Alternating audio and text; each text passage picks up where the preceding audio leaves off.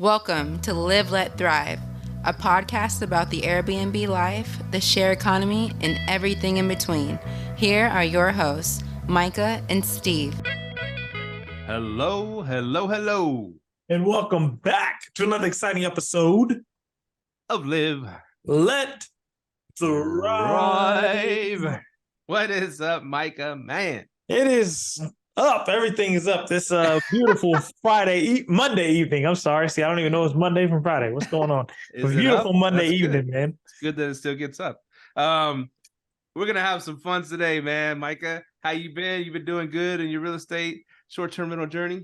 Good, been going good. Got a couple projects I'm working on. Got a new one I'm starting up, and yeah, it's been going good. How about yourself? Oh, hectic as always, man. Like I always say, but it's a passion of love, right? It's a labor of love, as they say. So, and that enough about us, man. This is episode 267 of your favorite short-term, mid-term, long-term rental podcast in the world, coming at you from Fort Worth and Arlington, Texas, Myka. Hey, Haas. What we got going on today, Steve? It was under 100 degrees today, so we're happy. We have a special guest, Mr. Derrick Agyiri. And I said it right because I asked him before the show. Who's that? Yeah. The founder of Cleanster.com, the #1 short-term rental cleaning app in the world, according to the App Store, and Derrick too. I'm sure he would agree with that. So We're excited to dive in, man. It's an honor to have you on, and I'm excited to get into it. So first question, why short-term rental cleaning? What brought you into that world? Well, thank you for asking, Stephen. And thank you guys for giving us the opportunity to help you to speak on your forum. So short-term rental actually started as an accident. I would say an accident in the sense that we started as a home service. But the way we were able to vet cleaners and process the hotel style of cleanings, the idea was that Cleanster was supposed to be like the hotel style cleaning coming to people's houses.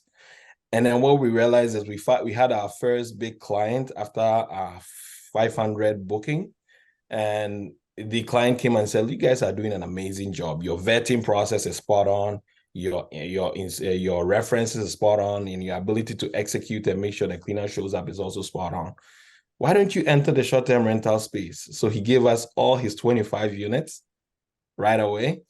And so then Gloria and I, my co-founder Gloria, she's been in the cleaning industry for a while. We sat down and said, okay, how do we deal with this? That time we had no knowledge about the short-term rental space. The owner was very, very kind enough to walk us through the whole process.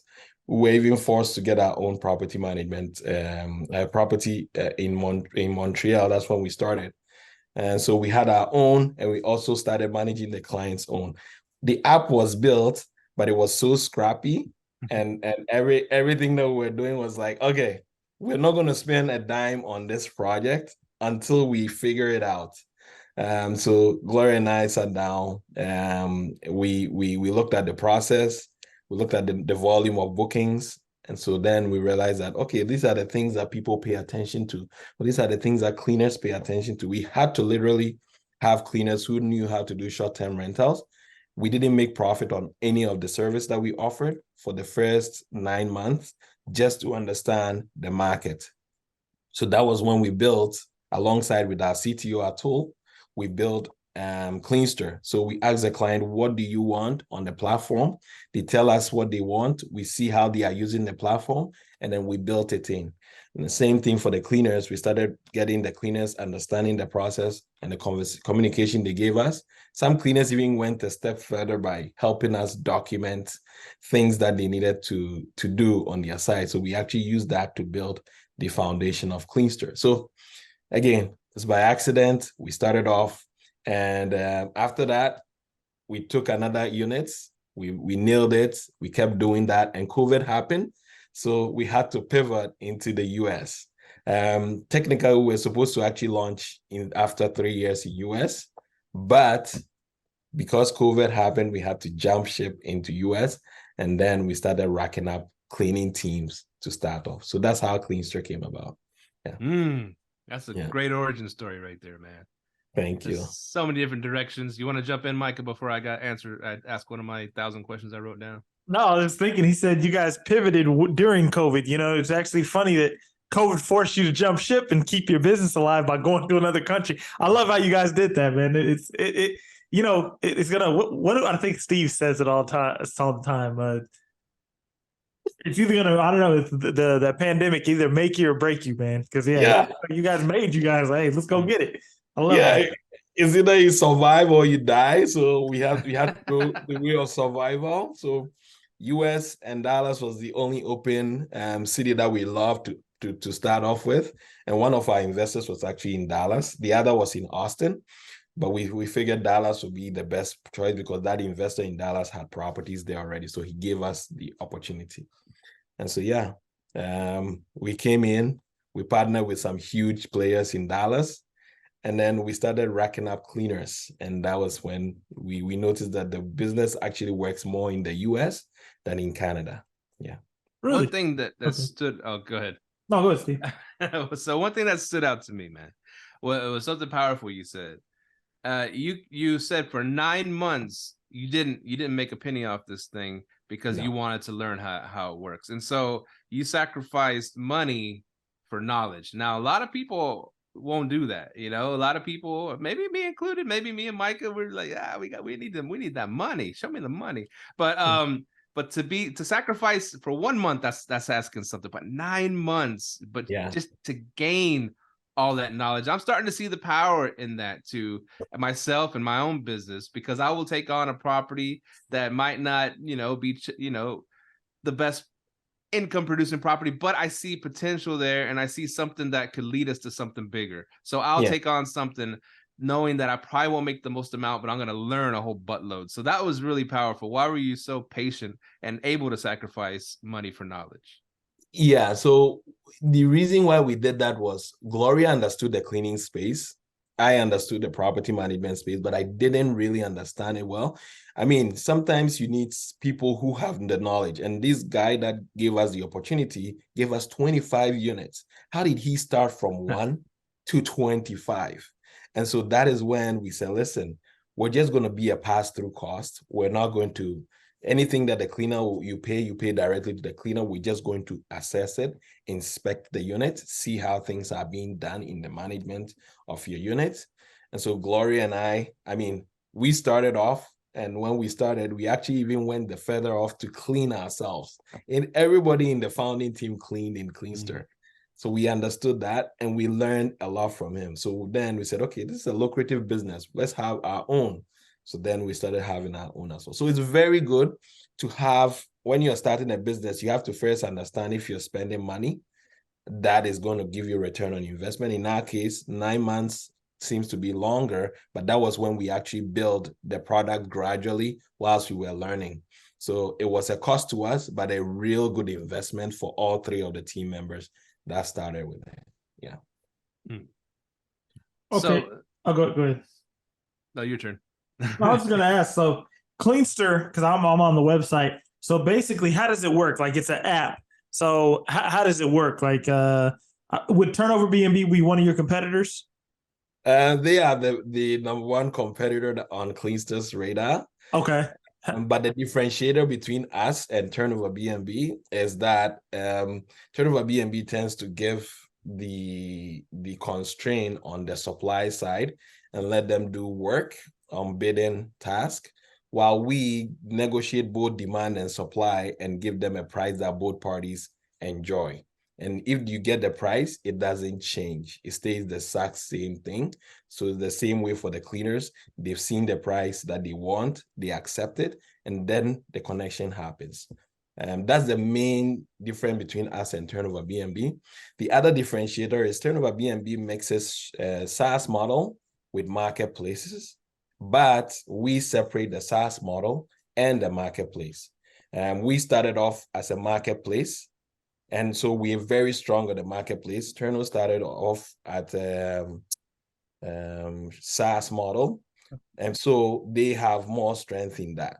So when it comes to the quality control, when it comes to the background check, vetting process, Cleanster has the upper hand on that, because now Turno is now learning that part and now adding things on there. So that's a key differentiator between us and Turno. The other thing is Turno has more connections. They've been in the business for 7 years, like partners and whatnot, in terms of connecting with other PMS, but we are catching up as we go. So that's the key differentiator for us. But everything else that you see on Turno, Cleanster already offers it. And we offer, the only difference is that we offer the pricing that both party loves, and then the connection happens, versus going through a lot of bids, negotiating with them.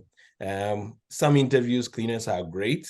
A cleaner can tell you everything to get a deal, but in all honesty, your cleaning is what will judge your service. And so that's what makes us different. We vet them, make sure that we give them the location to go clean. After that, we open the floodgate for them. So you actually get the best service. So that's the difference. So basically anyone can't just sign up and be on Cleanster. You got to sign up and go through a process. Okay. I love that. Because we've talked about that before with other platforms that can lead to. But let me ask real quick. What do you mean by SaaS model for people that don't know? So SaaS model means that just running the software as a service.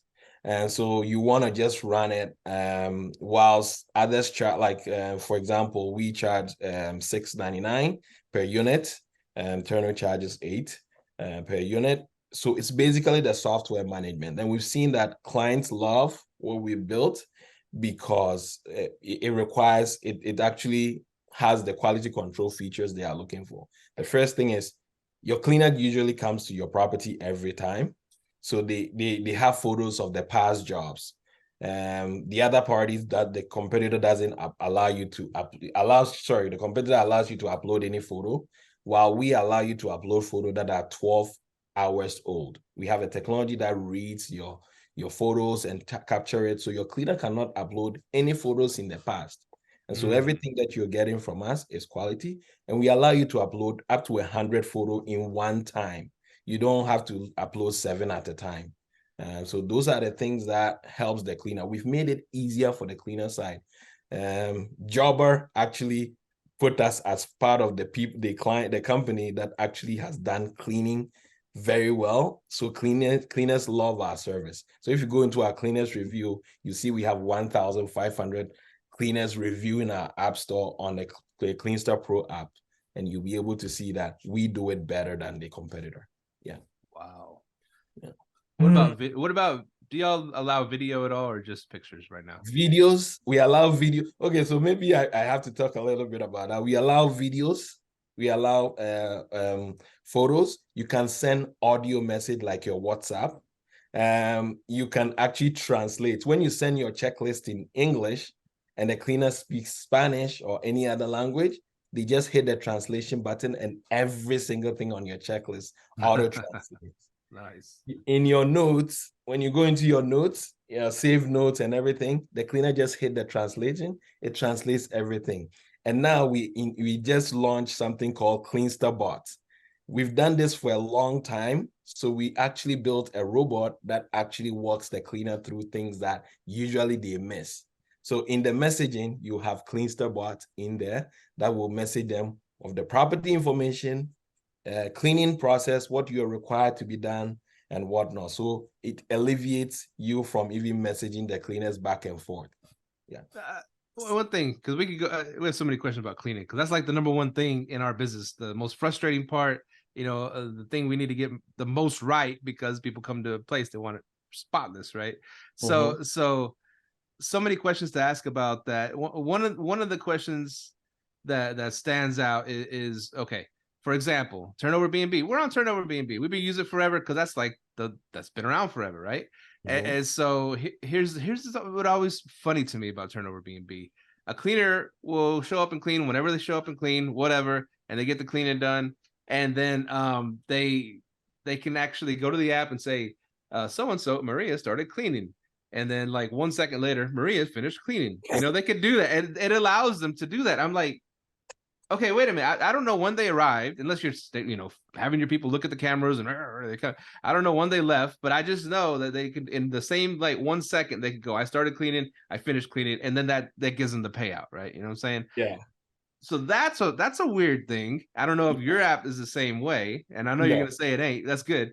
So what we did was, sorry to cut you off. What we did was, good. just like your Uber Eats, you see your rider coming. Oh, Okay. We added that feature in there, and your cleaner cannot tap arrive to get the information without getting 100 meters off your location. So if they tap arrive, it means they've arrived. nice. Okay. That's So game changer. that's something. And then the good part is you can actually, if your guest says, oh, I need to check out late, you see the screenshot, you see the time that the cleaner might arrive, you can actually take a screenshot and say to the guest and say, hey, it might be here. The cleaner will be here in the next 35 minutes or something like that. So that's what we incorporated. The first thing was to look at the Uber style of thinking, location, geolocation. So we incorporated in our system to make sure that we deal with that. And the second thing is we hired 1099 cleaners, whilst Turno does it on businesses. So sometimes the business manager can just go pum, pum, pum, pum, pum, pum, pum, without checking what's given out. Because he wasn't the one executing the job. It's someone else. But this one, the person is responsible, the person is taking control, and the person has accepted to make sure your property is clean right. Yeah. Now I have a question, man, because I'm excited about that. I like a lot of the features you guys offer. Because one of the things Steve said, that's one of the pain points. What cities are you guys in? Right now, we are in all of Texas. We are in all of Florida now. We're going to California, and then we're going to New York. In Montreal, we are all in Quebec. We also have Toronto. We just launched Toronto last 2 months. And we have a bit of soft launch in Calgary. In overall, Canada and US, we have about 77,000 cleaners on our platform as of today. Yeah. So I do have like places in like smaller towns. What are you guys looking for when you're looking to expand to a new city? I noticed size, of course, is one of them. I can tell New York, California, Texas. So what are you guys all looking for when you're looking to go to a new city? First of all, what we look for is basically how much supply we have in our database, because most of these cleaners refer themselves. So we have a saturation of cleaners. If we have enough supplies in that location, if the supply crosses 300 in a location, then we'll be able to open that location softly. But if we don't have more than 300 cleaners, we don't open that location. So typically that's how we launch in a location. But to be strategic on that, we typically look at partners like AirDNA to get all the data, as in how much the frequency. While you guys are looking at revenue, we are looking at how the turn happens, because that's how we make money. If you go to a place where they have a long-term stay or mid-term stay, it's good, but that means you need to have more customers to get that, versus places that people just come for parties and something, or just comes in within a week, you clean the place twice. That's always lucrative for us. So that's how we look at a city to launch. And yeah. Now, another issue was sometimes they wouldn't send pictures, or they, especially video, that they never do that. But sometimes they wouldn't. Oh, we don't have time. We left. Blah blah blah. Sorry. I was like, is there a way? And I told my VAs research turnover BB. Is there a way we can like not pay them until those pictures are uploaded? And I don't think there is a way. What about with y'all? Do they get paid? No. Only if they send the pictures? No. So typically, what we do is more managed service. So unlike Turno, they just give you and then figure it out.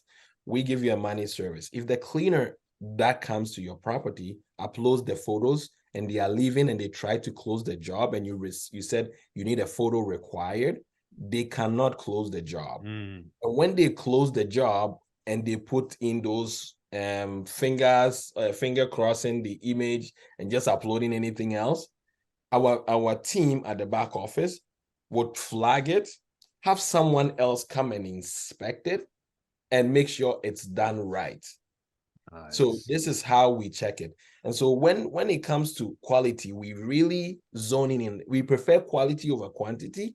And so we take our time to do it right, so that when it's time for us to push further, we're able to do it. So we take our time. So let's say we have clients that come in and say, okay, out of 100 cleaning, we have one particular cleaner that will be like, I don't want to do this. I just want to make some money and get it out. But then our system really flags it. We really have a way of flagging photos because the team at the back office really vet these cleaners. If they don't have more than 50 jobs, we don't leave them for the floodgate, because anytime they have more than 50 jobs, they are more disciplined and they understand the thought process of the business than when they have less than 50 jobs. Wow. That's a game changer right there. So now that we're comparing you to Turno, and it's going to be happening a lot this show, I'm sorry, because that's the only one that we really know. A rating system. Do you have a rating system? Yeah, we have a rating system and a tipping system. So you can rate your cleaner and tip your cleaner.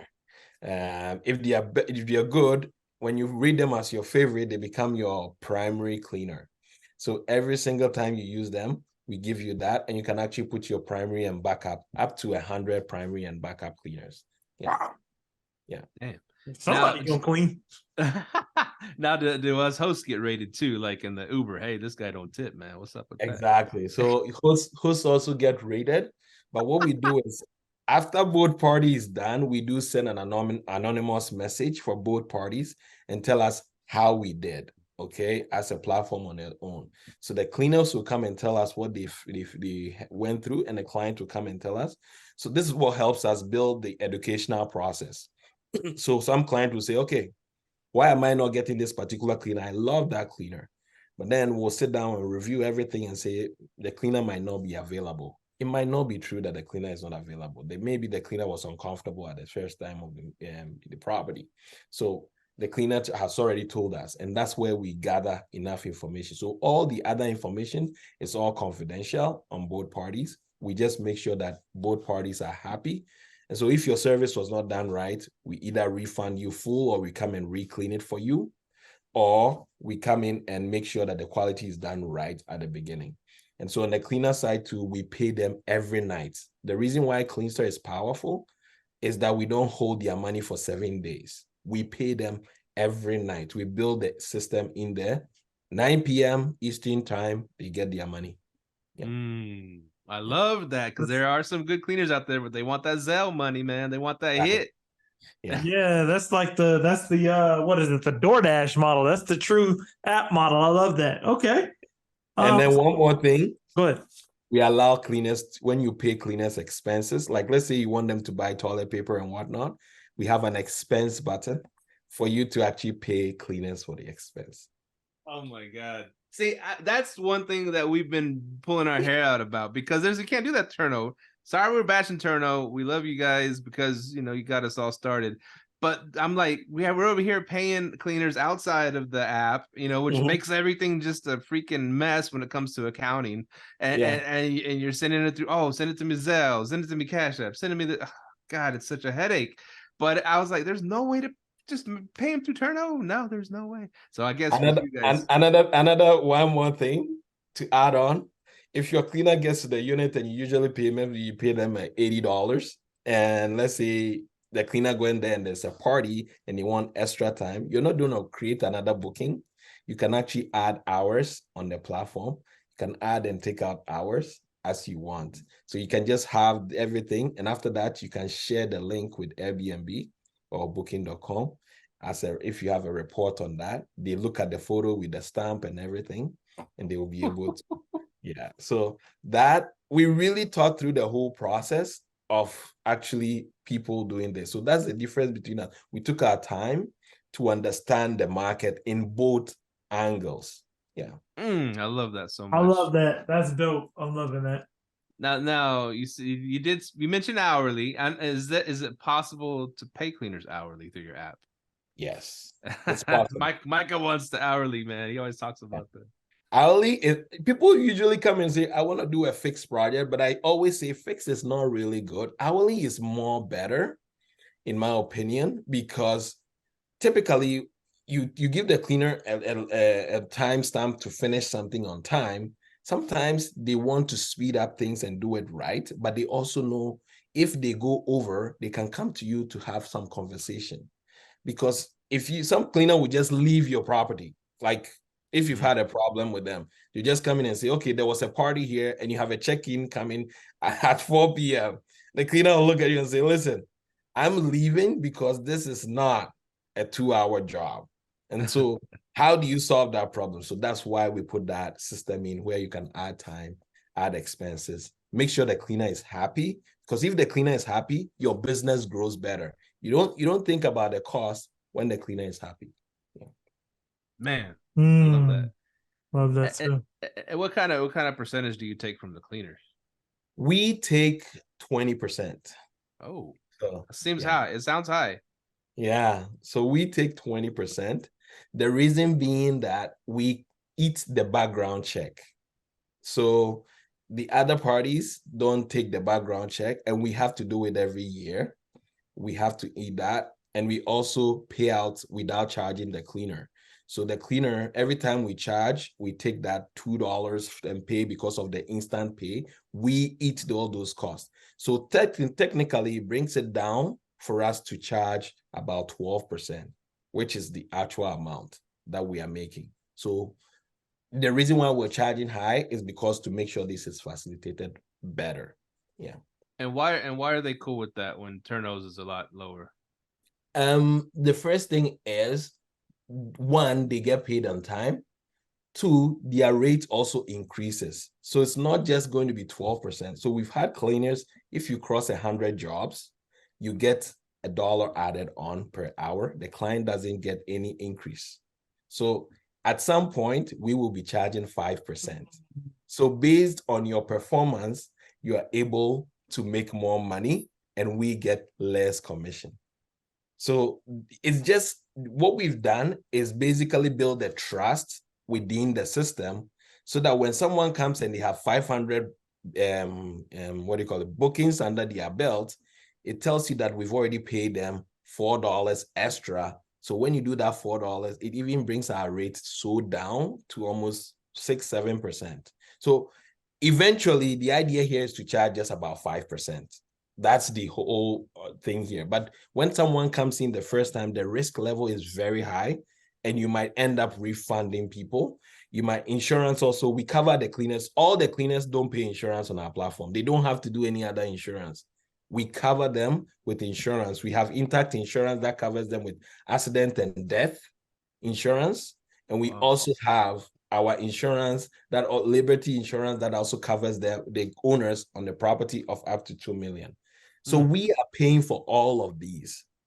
And so we are alleviating that problem so that 1099 cleaners can come in, register, go through the vetting process, and start working.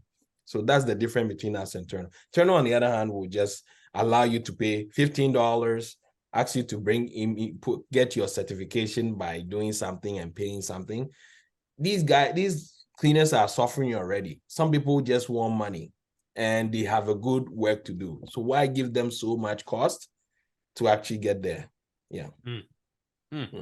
I love that you guys are basically, you're incentivizing the cleaners. You're basically taking their paid, your commission out by incentivizing them to be a good cleaner.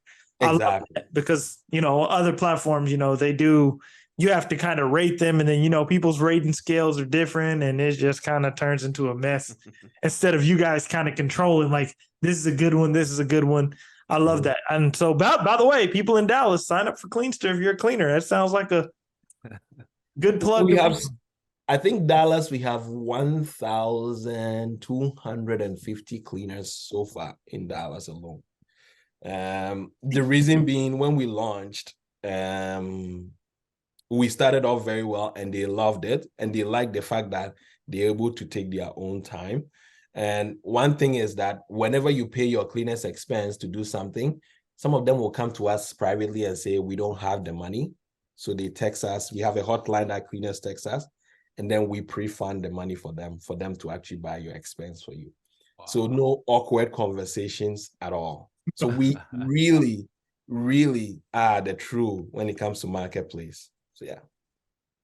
It's funny. It makes, because we asked you why would they allow 20% to come out, and you explained it great. It goes further down the more cleaners they do, the greater job they do. But to me, I was like, I bet the number one choice, and let's keep it real. I go back to the marshmallow test. You heard of the marshmallow test with two kids, the kids that they put one marshmallow in front of them and said, "We're going to leave the room for 10 minutes, and if you don't eat it, we're gonna give you 2 marshmallows. And most of the kids, they can't wait. They need it now. They eat it, right? So they don't get the 2 marshmallows. And I think most people are like that. They want to get paid immediately. Even if you're gonna take 20% from their money, they still want it immediately. Yeah. So yeah, that's basically how our business model works. But eventually, when we raise enough VC money, that is when we'll go the Turno route, because Turno is really funding their business with VC money. That's why it's cheaper now. But when it gets to that point where they cannot raise funds, they will start to hike prices, because you can't have so many employees just spending money on 10% and not enough volume. It doesn't make business sense. Yeah. Makes sense. Wow. So building an app, that must have been pretty easy, right? Okay, this is actually my 4th project. I'm actually, I like building apps. My CTO and myself, we've worked together for almost 12 years. And this is not my first platform. I built a P2P telephone transfer, paying each telephone number. It was more like a PayPal, but for telephone. It was called Zero Pay. I sold it out to a company in Nigeria. I also built fast. I was gonna ask you. You're from Nigeria. No, I'm actually not. I'm actually Ghanaian. Ghana, yeah, Agyiri. Ghana. Yeah, but everybody sees me and like the way I'm hot, I get things done. It's like, are you Nigerian? I'm like, yeah. You gotta get that Nigerian blood in you, because you pay everything cash, right? Right, exactly. Mike. Pay cash. They think you're an Igbo man, huh? Yeah. So yeah, I did build actually 4 projects, and then the last one before I built this was called Ace Buy. It was actually to be a competitor for what do you call it, Upwork. And the reason why I didn't go the bidding route was because Ace Buy was built like that. Ace Buy was built that the client will post a job, and the team will just bid. And in the end, we realized that if the project is not huge enough, cleaners or the team or whoever is managing it will tend not to bid anymore. So if we had writers that came in, they would do a quick job for $50, and they're like, I don't want to bid for a $50 job. Or they'll have developers that were doing maybe $1,500. That's worth having a secretary to sit down and do all of those things. But if you're doing the cleaning job and you have to bid for something under $50 or $100 or something like that, you can't hire a secretary to do that. It's like you're eating into your profit. So it becomes very, very expensive real quickly. So that's why that Ace Buy project, it really helped us understand the fact that the bidding system, if you don't have a large project, it doesn't work in the long run. Yeah. So I like that, man. I like that. That's and this brings me to, and I heard some guys on the podcast the other day. I listened to an entrepreneur podcast, and it inspires me. But like they said, investing in people might be the wave of the future. You know, buying stock in somebody that you see potential in. And I was like, man, I'd buy stock in Derrick right now, because they said, here's the thing, you know, you invest them for the long run because you see some potential, and not to a point, and you kind of you can help them, coach them, you can help talk to them, and too, because a lot of people will go all in on the first project, and if they fail, they're not gonna do nothing no more. But a true entrepreneur will fail and learn every time, and it leads them to that big project. Yeah. It really helped. What we learned here, my knowledge in the financial platforms, building that platform with the speed of payment, helped our payment system and payout system. And then my knowledge in the part where we come to the bidding and the management system and operating either the Uber style or the Upwork style, we figured that the reason why Uber style works better is because people don't have time to bid. Imagine if someone is requesting for a ride and you have to bid for $50. It doesn't make sense. So it's the exact same thing. People want instant gratification. And so instant gratification requires that the person comes in, everybody is happy, business started off. So that is the model that really works better than a bidding project. But Upwork, for some reason, they figured it out. And so what they are doing is they really take large projects, and they are focusing more on the web developer side. And so that's how they are making their money. Yeah. Yeah. Nice. So how much does it cost to build an app like yours, man? So far, the total cost of our asset is currently, the software alone was around 950,000. We're getting to $1 million. Yeah. So it cost us a lot just to get that done. And we had some huge investors like Morgan Stanley on our cap table. We have Zemu Capital, and we have Sputnik joining us. And then we had angel investors, one angel investor in Canada, Tim, Dominic. And then we really have people who are supporting us. So when we started this, we were like, you guys are very scrappy, but what you're building is really unique. And you seem to be listening to the clients more and more. So every single month, if you go to our app store, you see that almost every week there's a new release. And so we are really spot on. And the funny thing is, we don't have 150 employees. We're just under 20. Yeah. Yeah. It's that simple, because the team that I've worked with, the development team, I've worked with them for almost 7 years. And so when I start with one, they know it's 2, 3, 4. And so the rhythm is always there, and everybody knows what part to play. And so that's how we're able to build better than any other person. Yeah. Man, it sounds like you, man, you've done a lot. You've been in software, you've done it all, man. You even have Airbnbs now. Yeah. Now, do you still have Airbnbs, or how does that work? I still have Airbnbs. I have 3 of them.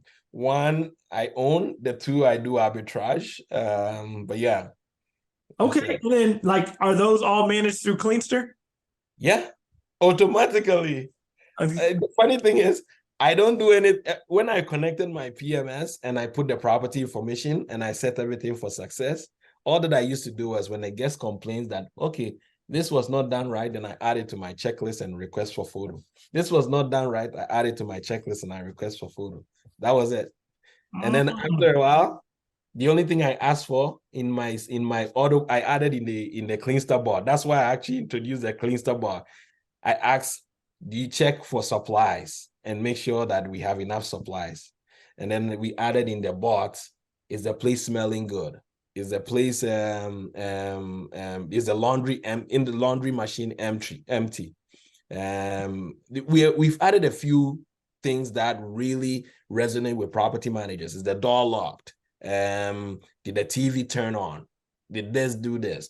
All these questions is very, very important for us. So that's why I'm building the whole thing based on my feedback as a property manager, and be able to be a one property manager that can manage it all without having to hire anybody else.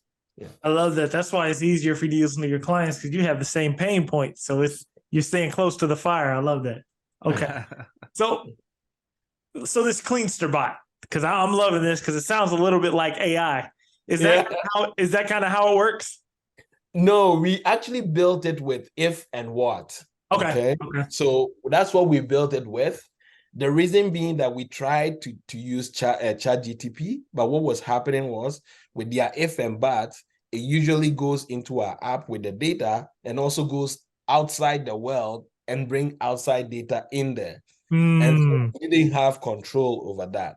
But eventually, we're actually doing a little bit of things like when you want to build a checklist and you're having your cleaners are creating problems. After the job is complete, what we are trying to do is actually create a checklist and send you a copy for approval, because based on the conversation that you had, these are the things that are missing on your checklist. But it's going to take some time, you know? So everything that we're doing, we're focusing more on the simplicity and ease of the property manager having one operation agent to have one app that will be able to communicate with every single thing.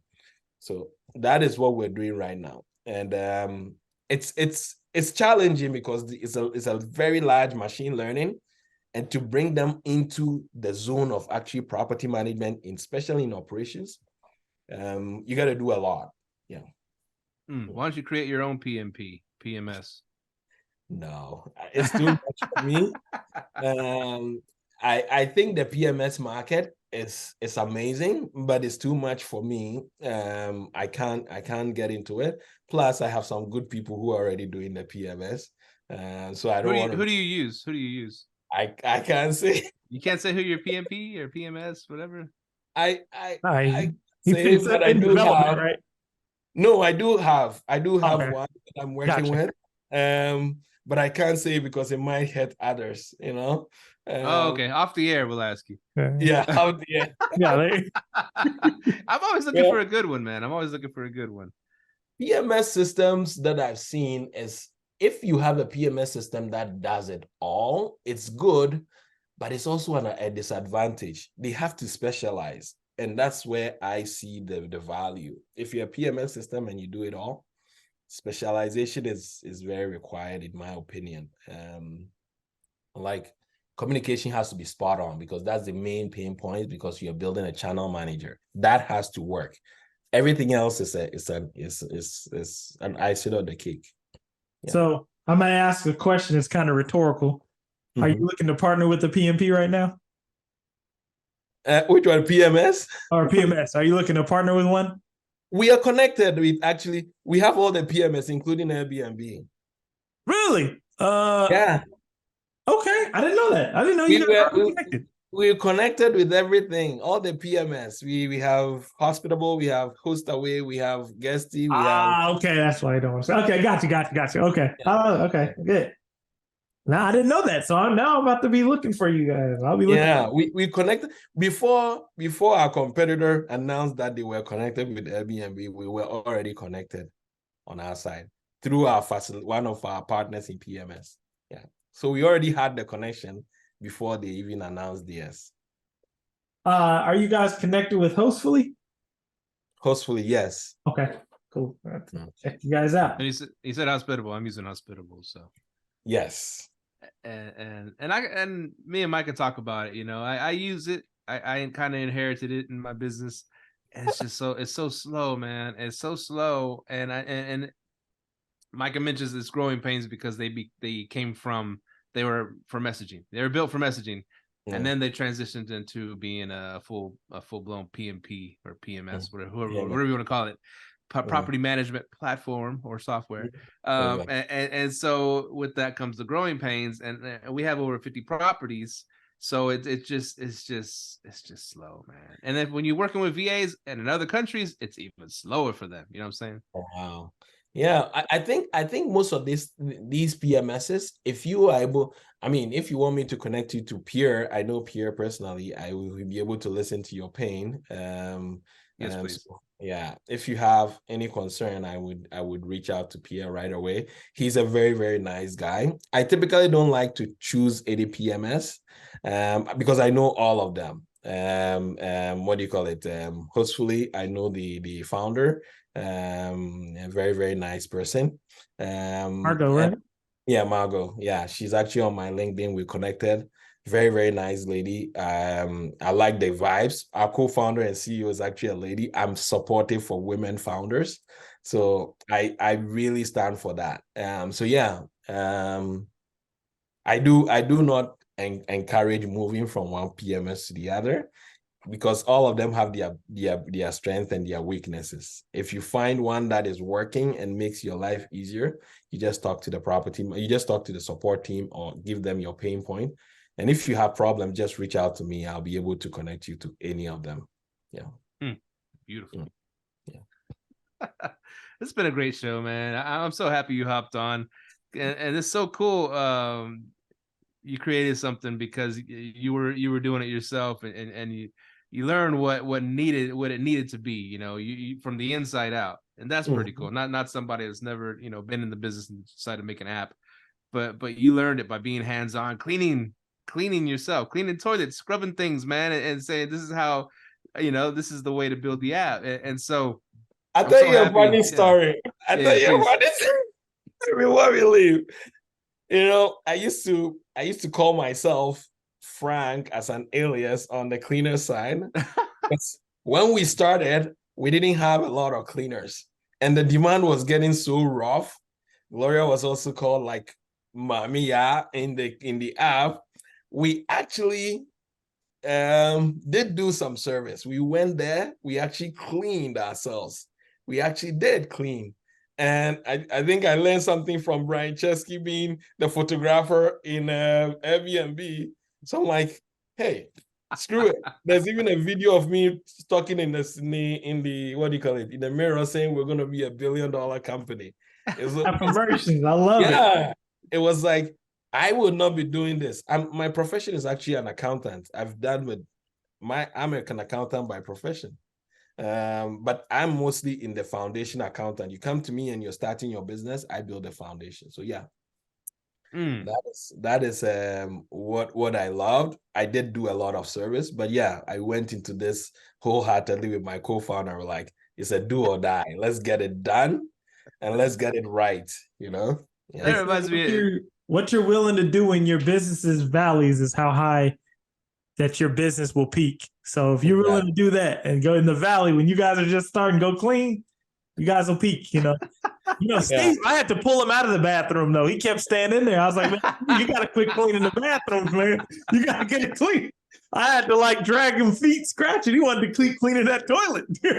Yeah. We had a case.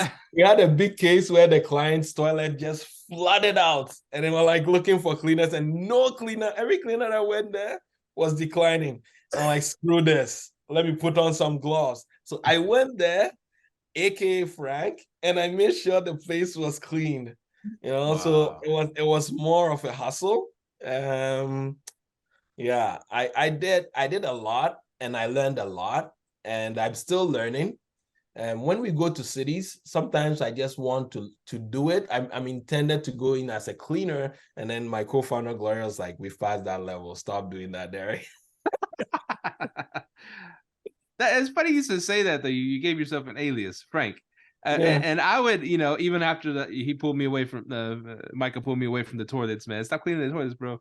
I was helping my wife, damn it. She wanted to clean and make some extra money, which means I had to go help. So anyways, after that happened, then like things would come up, like a toilet, clogged toilet or whatever, a maintenance thing. And I'd be like, I'd tell them, hey, okay, I'm going to send the maintenance man out there, sending them a message. We'll send a maintenance man out there right away. Boom, boom, boom. I was the maintenance guy. So I'd show up. I didn't want them to know I'm the founder of the company. So I'm over there unclogging a toilet or fixing whatever needs to be fixed, but I didn't want to be known as. Then I might have got a bunch of questions. Oh, so you're the owner of well, this and this and this. And I didn't want to hear all that. Hey, I'll go tell the owner, man. I'm just the maintenance guy. Yeah, it's very, very important that when you're starting a business, you start off and like we're getting it. COVID wasn't there; it was growing very fast, and we didn't have a lot of team. So it's like Gloria's like, yeah, let's do this. But yeah, and then we said, okay, if we do this, are we going as founders or are we going as cleaners? So that was when the conversation started. So yeah, we learned a lot on the field, and we did do a good job. Yeah, get your hands dirty. Yeah. We have a podcast actually called Don't Be Dirty. So gotta listen to you guys. We got a podcast called Do Be Dirty. Do Be Dirty. Oh. Just kidding. We get dirty on this show. We get into it, man. So I'd like to appreciate you hopping on, man. And I guess, where can people find you? I know Cleanster.com. Yeah, so you can go to Cleanster.com/LP. I think that's the page for property managers, because we still have a chunk of our home service clients. So when you go to the main website, you're not going to have the effect as just going /LP, and you'll be able to see our landing page for short-term rentals, dedicated for short-term rentals and cleaners. Hey, if you want to be a cleaner out there listening to this show, make some extra money so you can save up for your first arbitrage. Hit up Cleanster, man. Go make that money. Get that same day pay. The good thing for cleaners is we don't penalize cleaners. We don't. If the cleaner makes a mistake, we take care of the cleaner, because after 50 cleaning, they have a bad day and they are not able to execute on one day. That doesn't mean you should charge the cleaner.